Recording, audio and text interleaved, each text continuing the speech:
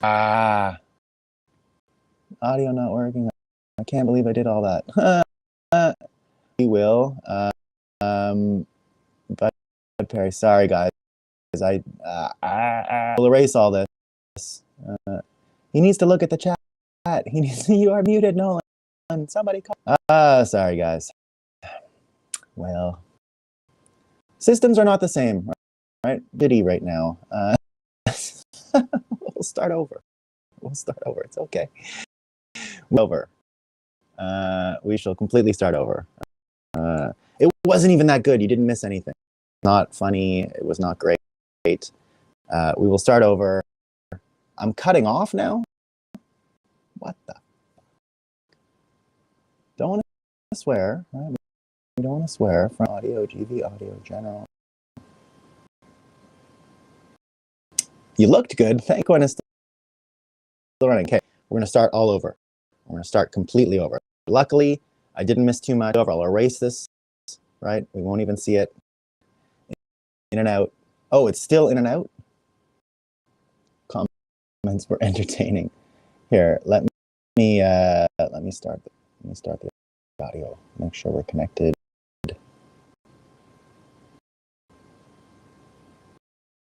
All right. Let me give it testing. 1, 2, 3, 4, 5. Testing. I'm getting a in and out from Dex, which seems credible. Looks like a lag, really. Let me just check my to catch up. You're saying, okay, lag. It looks like. Let me just see what my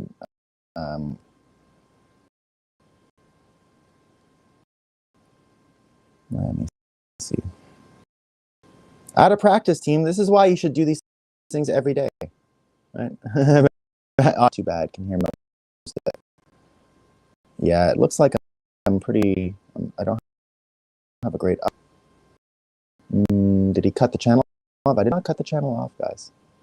I did not cut it off, but I do have low stuff. Anyone still there? Anyone still getting it? Okay. What I might do is get my. I have another, and I'm going to try that. All right, team. Oh, I'm sorry. Sorry, it's my bad. In and out. Okay. Can you do a restart, Bud? We're going to do the whole restart for sure. We're going to get. I'm going to put a new audio.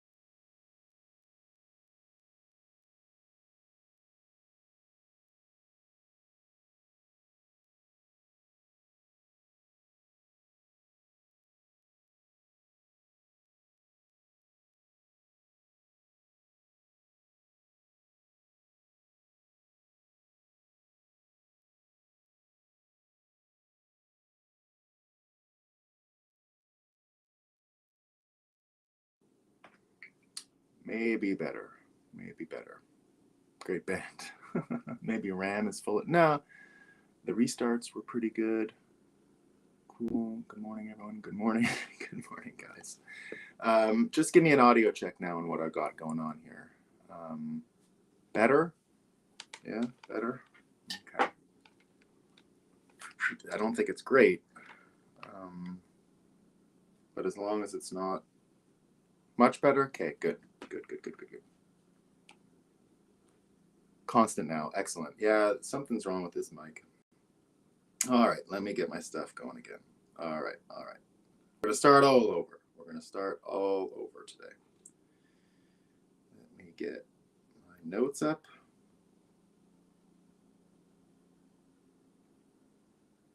You know, it's amazing how much systems are really important because, you know, I keep the same schedule, the same checklist, let's say, to get the show out every day. But if you change one thing, just a little thing, right? I'm running it off my iPad. It glitched a moment. You know, it changes everything. So anyway, as we saw, the sun is indeed up, right? We got nothing to worry about no sun, right? And I checked, Bitcoin running great. Couldn't be better. So all we have left to do is talk about what's new. Let's have some coffee. Indemnity asked, how do I take my coffee? I take my coffee, I do the Japanese pour over. You know, I have one of those V60 filters. I normally take just a little bit of milk, just to, like, it still kind of looks black, but I put a dab of milk in it. That's it. Otherwise, pretty black. I love espresso, and especially cortados if I can get them. So if I go out, I'll get a cortado somewhere. I don't like to get into the old owning my own espresso machine. It's a real pain in the butt, and I'll spend all my time fidgeting with it and trying to perfect it. So I don't mind going to the experts for that.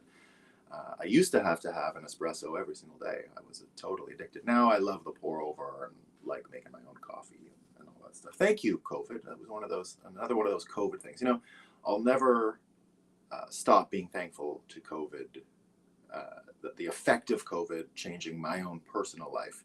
As much as I was interested in no seed oils before, and as much as I was conscious of the unhealthy diet and the tainted food supply, and as aware I was of a carnivore diet and how healthy eating primarily proteins were, I didn't really practice what I preach as much as I do now. Now, I'm not a super stressed out person about what I eat and all that stuff. I try to just eat well and have good systems, just like the show, right? We try to have the same systems every day. So I mostly eat the same stuff every day. Quite a bit of apple cider vinegar, garlic, and tons of steak.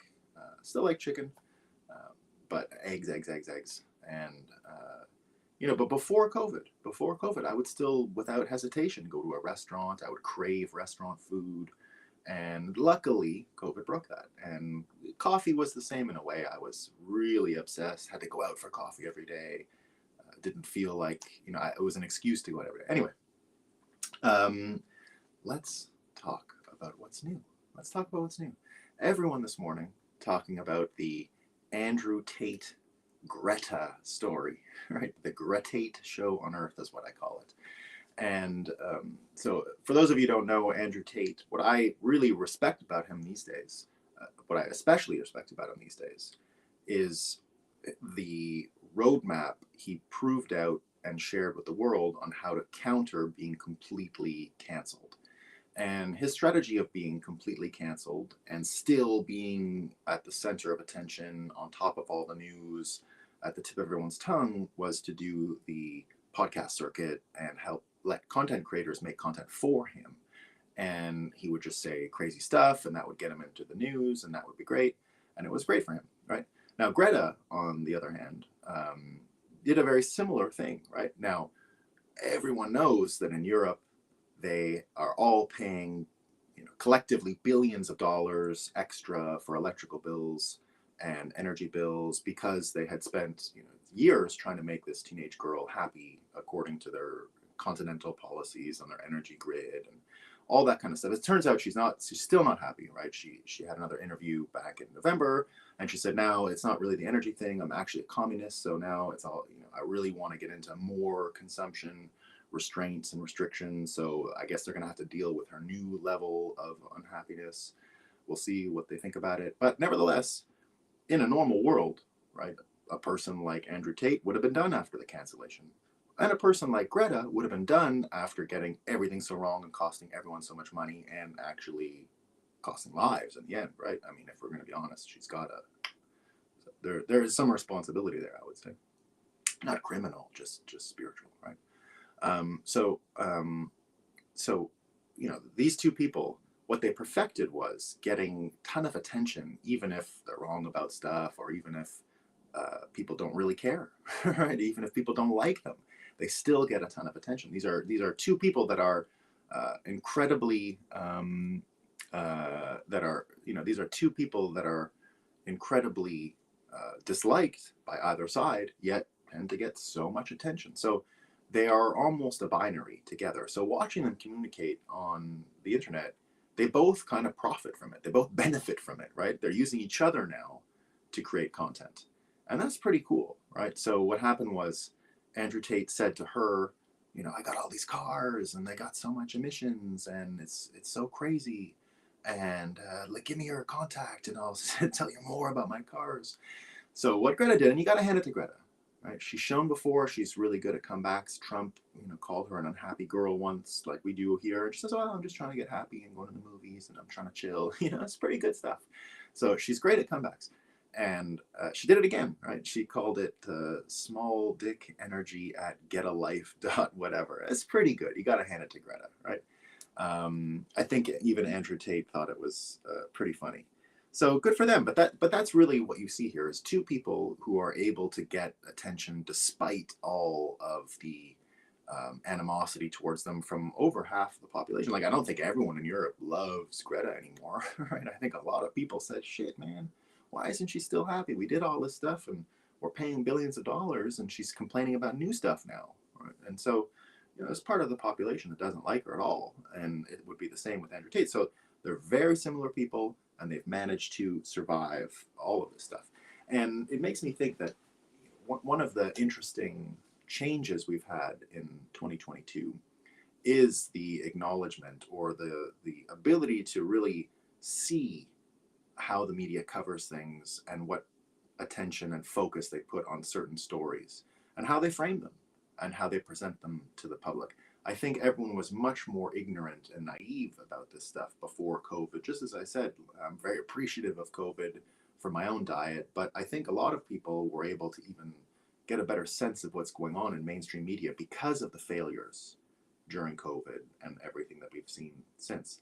It's really put a sort of gap between our expectations around how reality is formed with the media and what we see today. So, because our expectations were, or at least because um, the conscious decisions to frame and focus certain arguments over others is now so clear.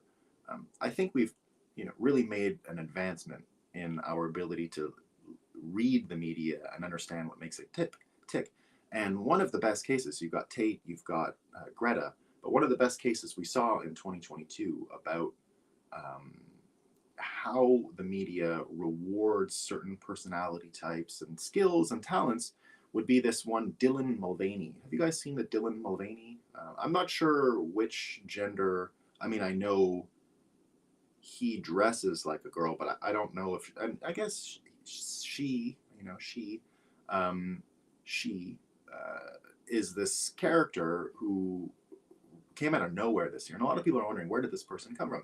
So if you don't know the story of Dylan Mulvaney began this year doing a video saying, I'm first day as a girl, and then has, you know, 200 days now, and ended up even interviewing Joe Biden and was part of this social media TikTok influencer set that came to the White House. But a lot of people saying, where does this person come from? Well, it turns out that Dylan Mulvaney was just a normal actor from Broadway, but a really particular kind of actor. And there was a piece just written, a year in review thing, like, where did this person come from? And Dylan Mulvaney said it right in the article, saying, I was a Broadway actor and dancer, but I was limited in my roles. Half of the roles were just for women and were not open to me.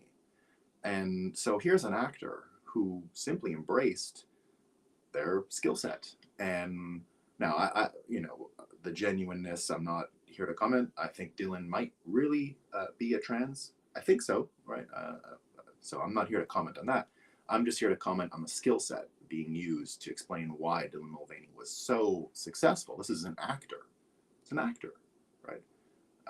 And this actor was picked up by mainstream media, and they cover this actor and their life as if it's real, as if it's just a real life of a real person. Now, to what extent Dylan Mulvaney's performance and real life are the same, I'm not sure, right? But I respect the talent and respect the character, and I think that's a great communicator. And if Dylan Mulvaney becomes a Bitcoiner, I think it would be good for Bitcoin, honestly. This is a great communicator. But what we have to acknowledge is the media wants to tell the story and wants to frame it a certain way and will give that person attention for those skills, never delineating the line between acting and real life. They cover it as straight and the same. And it's the same way that we see with other stories. You've got this story today where the New Yorker, the New Yorker, this is again covering narratives, formulating narratives, pushing narratives, right? The case for wearing masks forever, right? This is a New Yorker article from this week, right? From yesterday, December 28th, a ragtag coalition of public health activists believe that America's pandemic restrictions are too lax. And they say they have the science to prove it, right? Oh, well, look, I've lived in Japan and South Korea in my life, and these are places that do wear masks all the time. And I appreciate the way they wear masks, right? It's great. If you're sick, you wear a mask. The point of the masks is not to protect yourself in Japan and Korea. The point of the mask is to not infect others when you're sick. It's your responsibility if you're sick to wear a mask. So I'm totally for that. The problem in America is that they think the masks are to protect yourself. They don't work that way. That's not how anyone in Japan or South Korea ever framed masks, ever. The mask is only if you're wearing a mask in Japan, South Korea, it means you're sick. It doesn't mean you're scared of your neighbor being sick. It means you are sick, and now you have a social responsibility to wear a mask so that you don't get all of the sneezing stuff everywhere. And I took to it when I lived there, and still think it's a great idea now. Now, I'm not here supporting mask mandates, and nor do I even think that they really work to protect a person, but they certainly work to keep you from being contagious, right? But that's not what the New Yorker article says. The New Yorker article is all about forcing people to wear masks as if they prevent you from getting sick and can prevent illness in general. It's not the right answer, right? Of course, the right answer is social responsibility, individual personal responsibility. If you're sick, you put on a mask to keep yourself from making a mess. And we're nowhere near even thinking about it in those terms in North America, unfortunately, because things like the New Yorker want to go back to the old "can we tell people what to do" line, right? This is about telling people what to do and not really about people making decisions for themselves. So the frame already is a very 2022 fiat frame, not really embracing any personal responsibility or any of the other things we've learned from COVID. As if that's not bad enough. So you got the New Yorker talking about masks forever, and the New York Times, as Eva on Twitter said, referring to this latest New York Times article on the Signal app, saying the New York Times opinion page gets in under the wire in the competition for the worst take of 2022. And here's their headline: the Signal app and the danger of privacy at all costs. So now they're going and they're picking on, they're going to pick on, they go after Jack Dorsey in this article. 2 weeks ago, the Twitter co-founder Jack Dorsey passionately advocated in a blog post the view that neither Twitter nor the government nor any other company should exert control over what participants post. It's critical, he said, that the people have tools to resist this and that those tools are ultimately owned by the people. Mr. Dorsey is promoting one of the most potent and fashionable notions. It's fashionable. It's fashionable in Silicon Valley that a technology free of corporate and government control is in the best interest of society.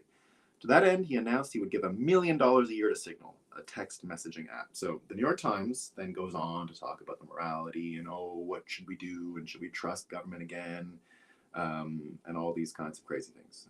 Glenn Greenwald writes in, read this creepy and authoritarian New York Times op-ed by Reed Blackburn on how Signal app and Jack Dorsey are wrong to desire privacy at all costs online because they assume wrongly that the US government and big tech can't be trusted with surveillance and censorship.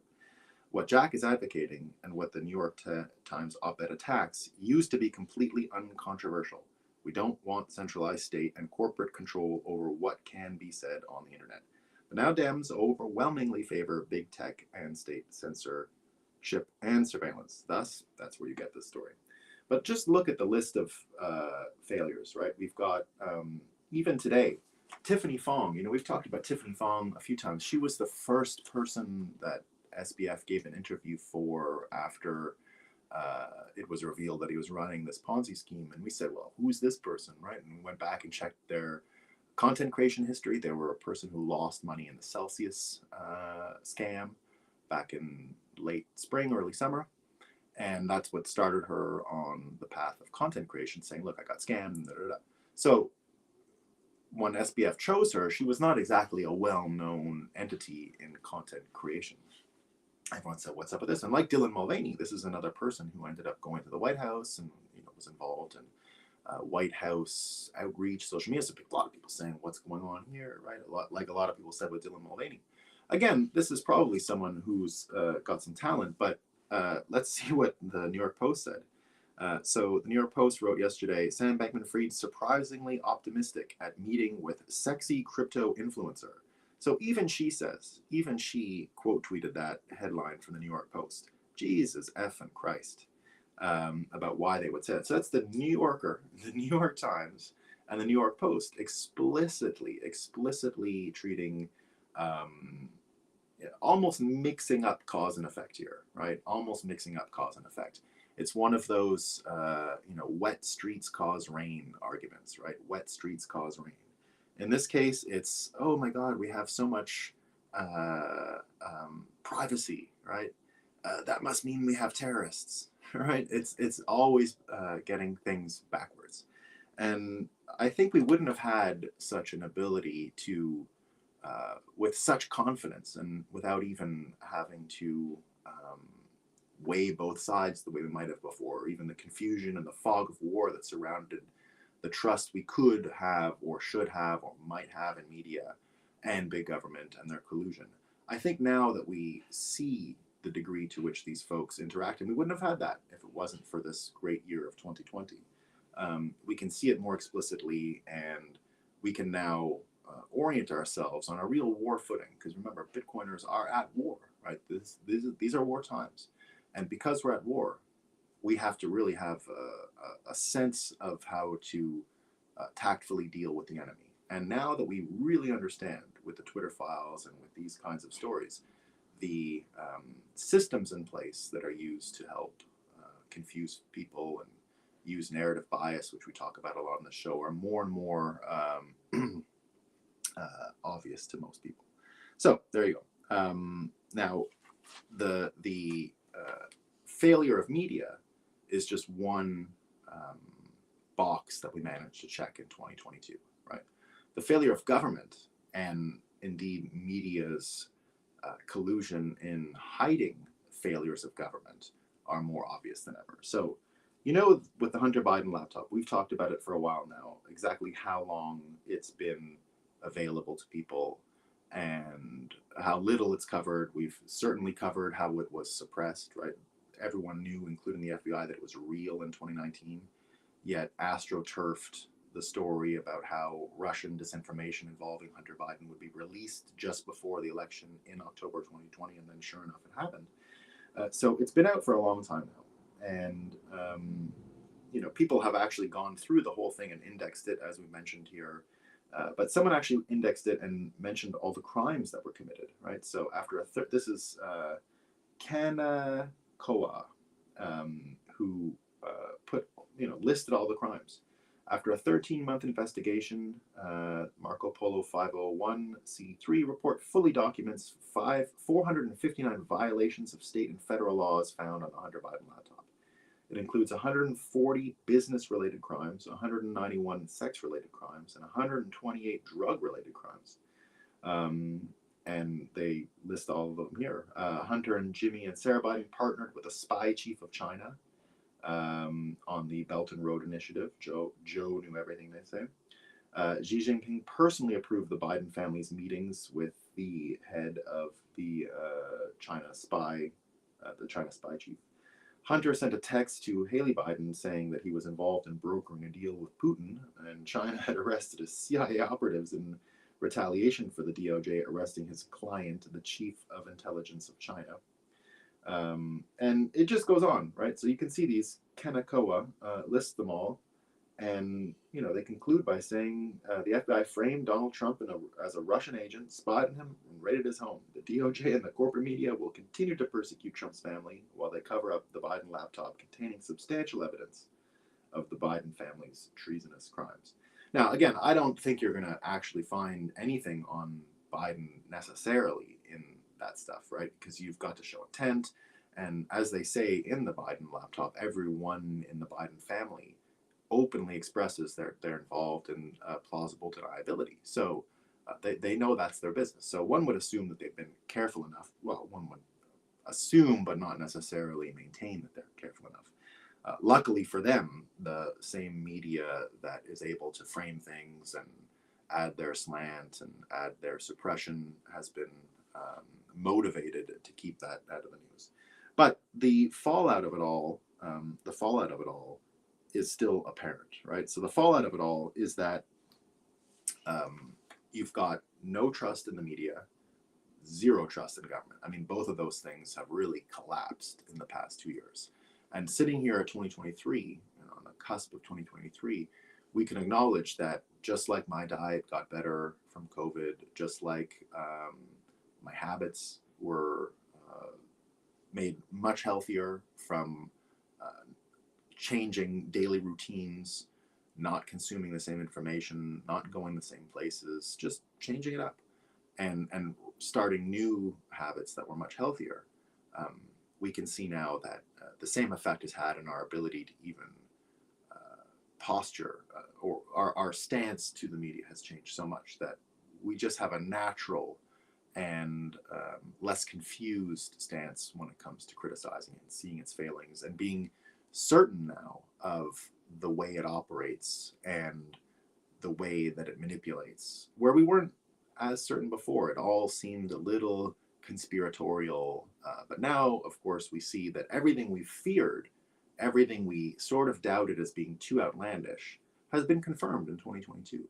And again, that's an excellent footing for Bitcoiners to move forward with, because that type of confusion was really destabilizing for us, because not knowing who the enemy is and how they're operating exactly strategically in a war is not a great position to be in. And as the fog of war lifted for Bitcoiners this year, what we need to do became more clear, and you can see it in these next couple of stories, right? So just yesterday, we had Zelensky, right, the Ukrainian president, partnering with who? Who do you think? Blackrock, obviously, right? The ESG perpetrators. And what they're going to collude on is how to spend all that money that was given to rebuild Ukraine.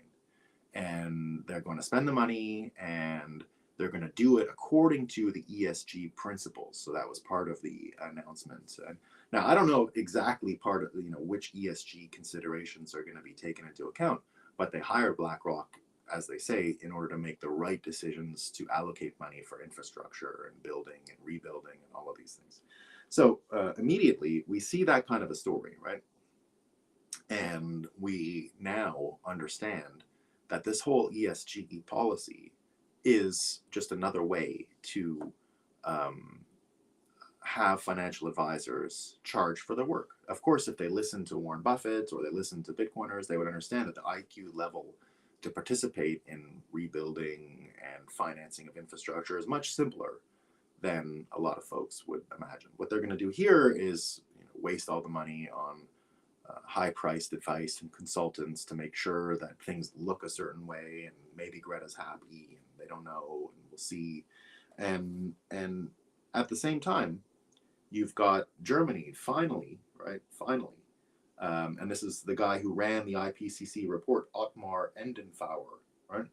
Who says energy security is paramount importance for Germany as a business location, right? So the guy who wrote the IPCC report is now saying that they need energy security. And these were the folks who laughed years ago when Trump warned them in the UN that this would happen. Remember, they laughed. They said, "Oh, what are you talking about? Russia can't exploit Germany. They're a bunch of idiots over there," right? And now you finally got, this is where the media tried this year to even suggest that Russia had destroyed its own pipeline. And the talking points that John Brennan gave on mainstream media when this happened were the following. And remember, John Brennan is one of the 51 confirmed liars from the Hunter Biden laptop case. He came in and said that the reason why Putin was doing it, and we covered on the show many times, right? The reason why Putin blew up the Nord Stream 2 pipeline was because his business deals he wouldn't meet his obligations because of the war. And instead of failing on his business deals because the pipeline would have some problems, he would blow it up. And that would relinquish him from having to lose face over his failure to meet his obligations for his energy contracts. That's the story they went with, right? So here's everyone trying to figure it out. This is the New York Times from 2 days ago. In recent weeks, Nord Stream AG, which is majority owned by the Kremlin-controlled company, has begun pricing out the cost to repair the pipeline and restore the gas flow, according to a person briefed on the work who spoke on condition of anonymity because he was not authorized to speak about it publicly. One repair estimate starts at about 500 million, the person said. Consultants for Russia are also studying how long the damaged pipes can withstand saltwater exposure. The inquiries raise the question of why, if Russia bombed its own pipelines, it would begin the expensive work of repairing them. So the New York Times, still a few days ago, believing the story that Russia bombed its own pipelines, right? Glenn Greenwald says to that, still can't believe the US government and its media allies got people to really believe Russia sabotaged its own pipeline. Sometimes I think they disseminate the dumbest propaganda just as a show of power. New York Times finally, maybe this doesn't make sense after all. That's this. The inquiries raise questions of why, if Russia bombed its own pipelines, it would begin the expensive work of repairing them. And Glenn Greenwald asks, I'd like to ask again, why does the US Congress have no leftists in it who are willing to just ask about the most basic questions about war propaganda? As always, it's impossible even to imagine anything like this coming out of the mouths of Bernie and AOC. And this is mentioning Mick Wallace, who I think is a Irish parliamentarian or a congressman or whatever they call him there. And that's him just sort of pointing out how ridiculous this is and that it makes absolutely zero sense. And if you even take one step back, there was another tweet yesterday that Glenn Greenwald reminds us how to frame the entire Ukraine situation. And this is Noah Rothman. So Noah Rothman was one of these neocon guys like Billy Crystal and David Frum. And he says U.S. spending of 5.6% of its defense budget to destroy nearly half of Russia's conventional military capability seems like an absolutely incredible investment. So what he's saying is, it's nothing to do with Ukraine, right? Let's destroy Russia's military capacity, which a lot of people have said is the point of this from the beginning, to degrade Russia and steal the business, steal the energy business, right? Degrade Russia, steal the energy business. And the chief of staff of the White House liked that tweet. Wow, right? So we see that we have no faith in the media. The only stories it's good for are stories like Greta and Andrew Tate and covering that, and look at these actors playing a role, and Dylan Mulvaney and another actor. And that's, you can, that part of it is entertaining enough. You follow it, it's hilarious. You might as well watch the Kardashians. It's all the same thing. And then on the other side, we see that these massive important stories about energy, war, and life and death are treated in a way that there is no way for anyone to make sense of it. If you would read this stuff and not have any external information about the context of energy and what Russia's doing, and you just read and listened to the government and the media, you would be in this fog of war. So luckily, 2022 did a great job of opening our eyes to two massive failures, and therefore we don't really have to pay as much attention to them as we once did. But when you when you think of finally Ukraine getting involved in the ESG thing now and the money going towards ESG, at the same time all these ESG funds are shutting down. No one is interested in this another layer of corruption being put into the financial system. And here's a speaker that I think we're going to book for Bitcoin 2023, Vivek Ramaswamy, who has been on Tucker Carlson a few times talking about Bitcoin. He is a Bitcoiner. And he's got an asset management firm that is going to only invest in companies. Here's what they call it. We compete directly with the world's largest asset managers by creating investment products that advocate for the pursuit of excellence over politics. So they're literally going to go and bet against ESG, right? They're going to bet against ESG whenever they can. And it's called Strive, right? Strive Asset Management. And the what they're after, right, is to more or less stop ESG linked finance, because it's even coming to America. You know, as much as I said it's got troubles and it's dying. Here's this is from the Wall Street Journal. U.S. oil and gas companies seek ESG loans, pledging emissions cuts. Right, so they're just trying to get this money out of whatever government envelope it's been put there in order to, basically have cheap access to capital again. But all of that considered, right? All of that considered, if you think of the media and its troubles that we've learned in 2022, the criminality, which is now apparent in our government, rampant criminality and collusion with media entities to promote lies, promote actors, and promote policies that are in no one's best interest. At the same time, we get news from Doomberg today. Right, Doomberg put his one of his great newsletters up, and this one's all about supply chains. It's all about what happened in American supply chains and manufacturing around solar panels and energy. And the argument he makes is that America basically fell asleep at the wheel, and there's zero capacity in the country to build solar panels anymore, that all the manufacturing happens in China, and some assembly will happen in America, but the actual pieces are all coming from China. So America basically has zero capacity when it comes to solar, according to Doomberg. He it's a very well researched and detailed article, so maybe I'm missing something from what he described, but my general impression was Americans have had a trouble keeping up. And this is what he says: for the past several decades, administrations from both political parties have overseen an unprecedented gutting in the U.S. manufacturing base, leaving wide open the opportunity for geopolitical foes to fill the void in requisite supply chains. Nowhere is this more evident than in the solar industry, where China leveraged dirty coal, slave labor, and aggressive import duties on key intermediate goods to illegally support its domestic manufacturing base. Allowing China to flood the market with artificially cheap product, you put significant pressure on global competitors. As a result, China has achieved near monopoly status at several important manufacturing steps in the chain, putting many Western manufacturers out of business. Regardless of our view on the suitability of solar power in the collective suite of energy options, it is simply undeniable that the industry is set to grow at breakneck speed in the decade ahead.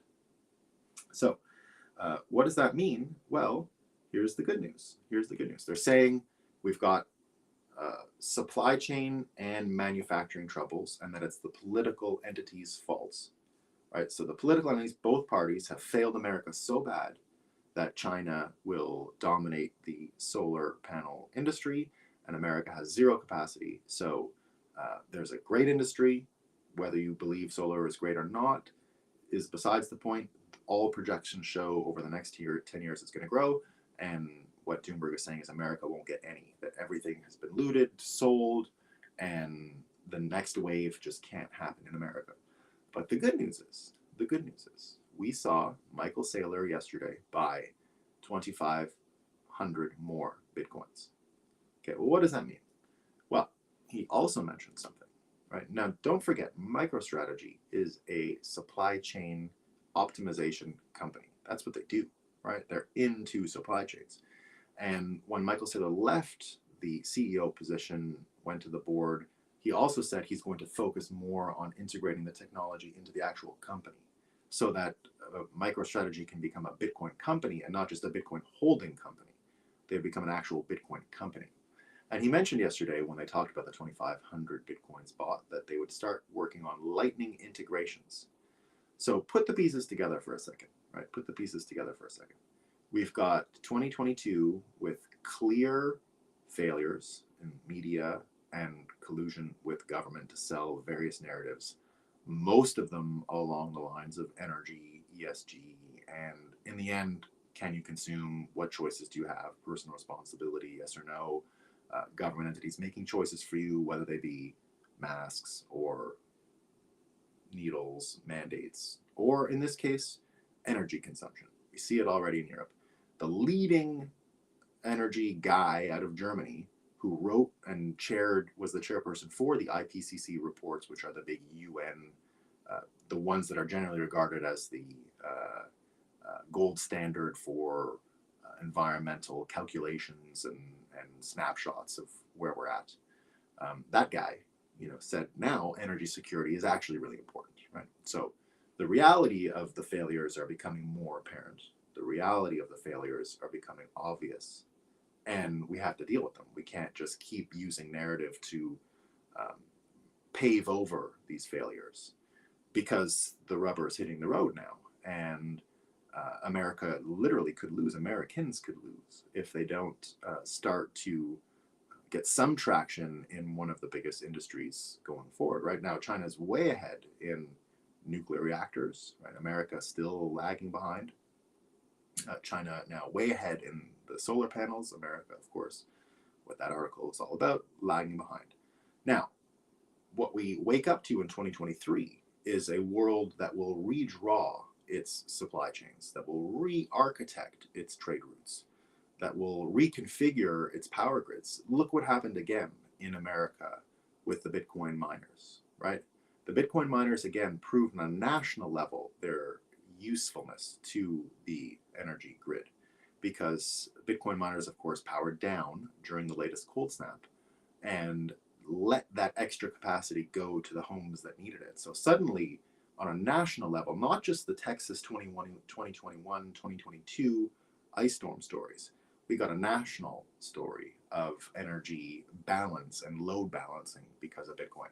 So keep that in your mind when you think of this new supply chain re-engineering and re-architecting. And now understand that one of the most important companies in the world that involve themselves in supply chain management and optimization is apparently going to integrate Lightning into it. Right now, for years, we've talked about putting supply chains on the blockchain, right? Supply chains on the blockchain.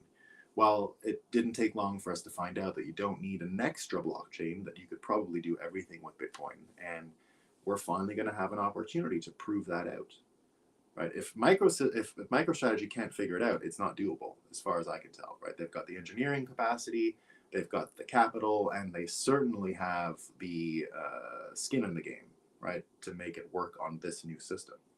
So suddenly now we have a real chance in 2023 to integrate innovations in supply chain management based on Lightning and the energy system, to fuse those two into a Bitcoin standard will create an avenue for hyper Bitcoinization.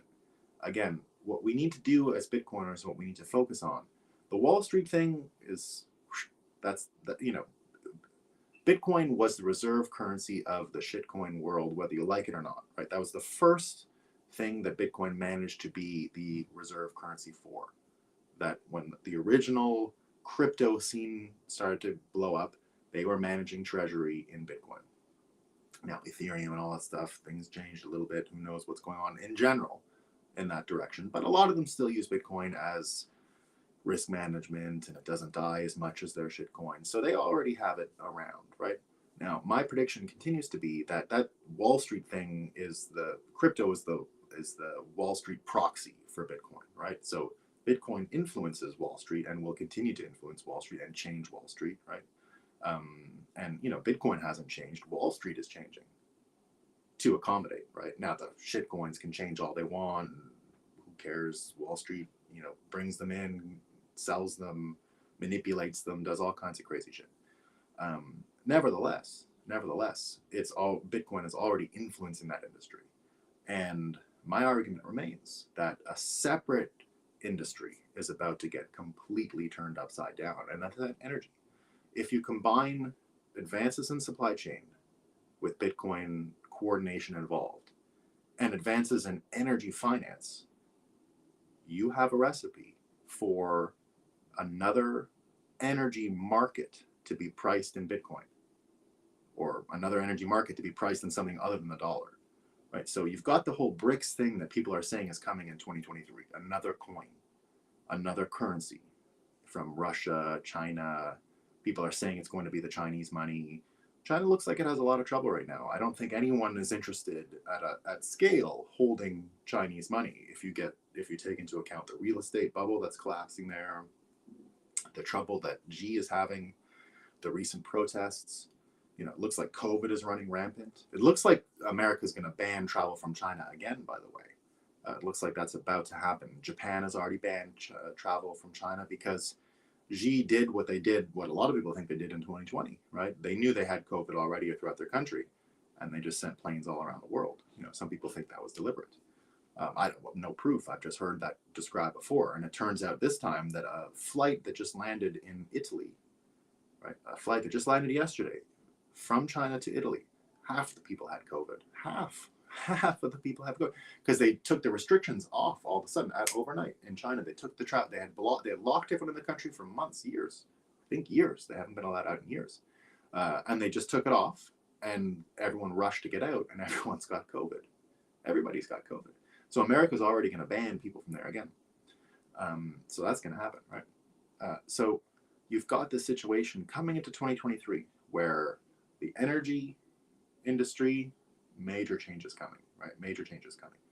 The supply chain industry, major changes coming, because whatever's going on in China and what we're doing here, as Doomberg says, it's not going to last. America's going to have to figure out its supply chains. It's going to have to repatriate. There's another New York Times article today saying America's going to rebuild in India. Maybe. I continue to think what America needs is the strong demographics, right? They need the strong demographics. By strong demographics, I mean enough young people who are motivated to work in factories, and that generally means young people with kids. Not a lot of populations in the world that have that. India is one. But the other one that's obvious for America is Mexico and all of Central America. These are places that had millennial generations. So the boomers had a lot of kids. And they have a whole generation now of young people with children. And when you're in the manufacturing world, that's kind of what you want if you need people to help you manufacture, right? These are optimal folks that will work hard. They have a family to raise. And if you're thinking about building a factory, you do have to take those demographics into consideration. You don't want to just build a factory anywhere, right? So now they have this capacity on the continent, like very simple to get to. And if we can create supply chain management tools that will allow us to integrate all of this stuff in a way that's seamless and perhaps doesn't get encumbered by the Mexican-American border for whatever reasons, you can really start to imagine 2023 being one of the first years, really, right? We've seen Bitcoin influence Wall Street, right? But I think we're going to see Bitcoin influence energy this year at the same scale. And it will be things like supply chain management and energy finance. Once those two pieces are in place, all of energy can move over to be priced in Bitcoin. And once it's calibrated and priced in Bitcoin, everything's going to change. All right. Thanks for sticking with me, team. We had such a tough start to the show. Where's the coffee, indeed? Bitcoin Graffiti, I still have to read. I did not do any reading yesterday, but I really want to read your article on the changing definitions that you mentioned yesterday. Silly, weird, I think all that stuff sounds great. So if anyone didn't see, Hyper Bitcoinization podcast, Bitcoin Graffiti shared a story yesterday about what we were talking about when I was talking about the definitions of person changing. There you go. Betting against ESG myself, Dex says. Yeah. Daniel says, solar is for suckers on your way. Yeah, but I will use solar in my house. I'm going to be using solar on my farm because I have so much sun and I have wind. So I'm going to use a little small solar.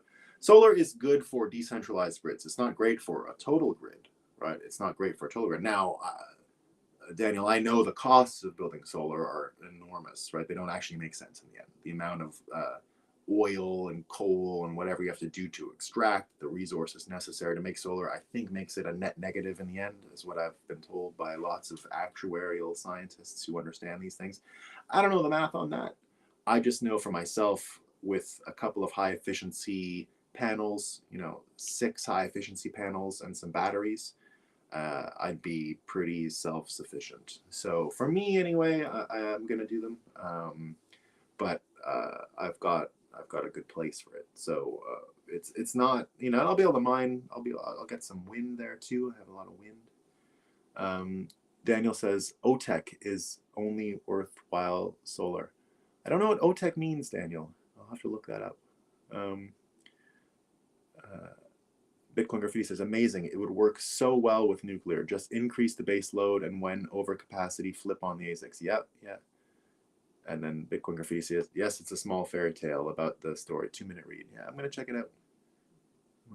Oh, I can make these things. Oh, I see. Huh.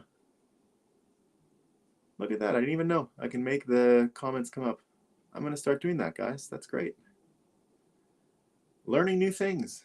Learning new things today. So Bitcoin Graffiti said, it would work well with nuclear. Yeah. But at the same time, if they're going to rebuild any supply chains in general, right? I'm only using solar as an example because that's what Doomberg mentioned today, and I was talking about ESG and comparing supply chains, and it was relevant to the energy conversation. But yeah, I'm not suggesting that MicroStrategy will only be successful if they fixed solar panel supply chains. I think it applies to everything. Food, right? Food. I don't know if Justin's watching today, but if you saw our GVI, GVI, of course, started a Substack on buying good beef from farmers. And I'll tell you, that's the kind of thing that I can see really taking off in 2023, because I was just, great grocery stores where I am right now. Great. Totally fine, right? I got one here. It's kind of like a Trader Joe's. It's actually even a little bit neater in the sense that it's a little more local than Trader Joe's. It's only in Toronto and this part of Ontario. It's called Farm Boy. I met the owner and founder of it years ago. He was an early Bitcoiner, believe it or not. He was into blockchain-y stuff at the time, but he was totally into the blockchain supply chain for food. So I was very interested, and that's how I met him years ago, I think 2015 or something. So theoretically, I think they're quite interested. And I can see that taking off. And Daniel says here, check out the Beef Initiative. Yeah, I know the Texas Beef Initiative well. I've been trying to, on my own, promote what they do and set up something like it in Vermont, or at least affiliate some of the folks there. We're not quite at that level of organization. I tried to go. I was going to book Texas Slim, the guy, to go talk at the Calgary Stampede this year about what they're doing. As I understand, the ranchers lobby, and I know them. I know the ranchers lobby out there. Do have Bitcoiners, and they are a little based. I was worried that they were also infiltrated and useless, but I hear from people that are. I hear you're blocked now. Did I block you? No, I don't think I blocked you. I don't think I blocked you. I don't know. Are you guys not seeing those quotes when I put them up? The comments? Yeah, I think you are. Anyway, it's I still have my hat back. Jeez, I didn't even figure out the mirroring. No, 2 of my last were blocked or something. Okay. So yeah, I'm gonna bring Texas Slim. I'm gonna bring Texas Slim to Miami for Bitcoin 2023 for sure. I'm already talking with them.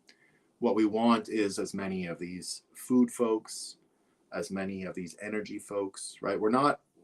I'm deliberately running away from, or not running away, increasing the canvas size from what a typical Bitcoin show would have been about years ago. It's the time we can really differentiate ourselves from crypto because we don't have to think about markets and up and down. That's a small portion of what we do. It's there. It's there, right? I'll treat everything. Here's a bit of the frame that I'm using. The frame I'm using for the show are the uses of money. What are the uses of money? You can trade it, you can invest with it, you can save it, and you can spend it, right? Those are the uses of money. And so we've got 3 days for Bitcoin 2023. The first day, in the past, they've called it whale day, they've called it industry day. I'm just going to call it trade day. Just trade day. Right? It's just trades. What can you trade Bitcoin for? What is someone willing to give you for your Bitcoin? And that doesn't just mean shitcoins, right? That means everything. You can start it with energy markets. You can start it with all kinds of conversations around how the Bitcoin moves and how you can trade it and what tools are available to trade it. You know, exchanges are a part of that. But that's sort of the industry day, and that'll be the one where only really industry participants would go. I think it's a more expensive ticket and all that. But the following 2 days, right? It's like a mini investing show inside of the days, right? And by investing, we don't mean investing in coins or anything like that. How do you invest and strategically think about investing in Bitcoin infrastructure, in the Bitcoin economy? And you would see things like food there. There's other ideas, right? It's not just there. I think Geyser, who Bitcoin Graffiti is related to, will be one of the organizers of that agenda. So Geyser Fund, I've already communicated with, are part of it. But the saving part is where you're going to get a lot of the deep spiritual and cultural content, because at that point, when we're talking about saving, we're talking about Austrian school, we're talking about psychology, we're talking about time preference, we're talking about the alchemy inside of Bitcoin or inside of Bitcoiners that are trying to eat well. So you're going to see that stuff within saving and all that. But then finally, in a day where we're talking about not hodling Bitcoin. So one way I can think of to talk about spending is just to not hodl, right? So there's reasons why you don't hodl, right? So that's payment technology, that's giving, that's charity, and that's contributing to the network from a code level and technical definitions and changes and all that kind of stuff. So what you would see from an agenda like that is something that's impossible to create in crypto. It's impossible, right? We're going deep into spirituality and almost the religious side of things, and it's impossible for any other show to cover stuff like that, right? So all I mean to say is we can subordinate very easily in its actual position, Wall Street interpretations of Bitcoin. We can subordinate it on the canvas of what Bitcoin is in the world and put it in its place cleanly with this model, which is why I like designing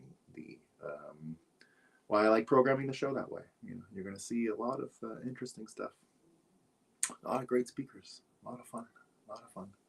All right, team, thank you so much for your patience for my early mistake about not turning my volume on. I think it's the second time I've done that.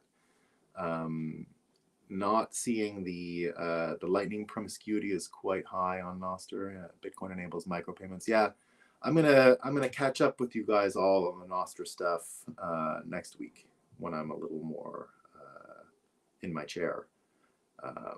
I've been meaning to, but as you can see, a lot of bouncing around and running around, and my daughter's had a really bad earache, and I've been having to take care of that, and so it's kept me a little bit grounded.